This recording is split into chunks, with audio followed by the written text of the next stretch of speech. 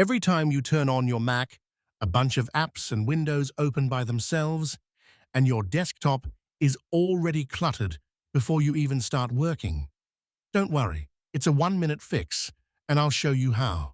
Step 1. Open System Settings.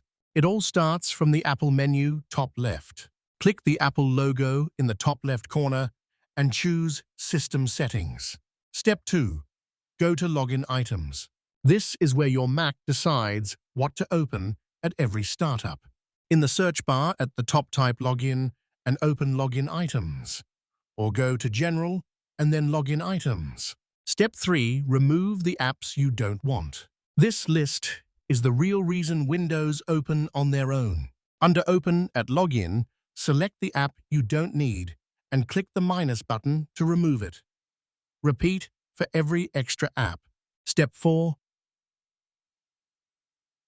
Bonus: no Windows reopening on shutdown.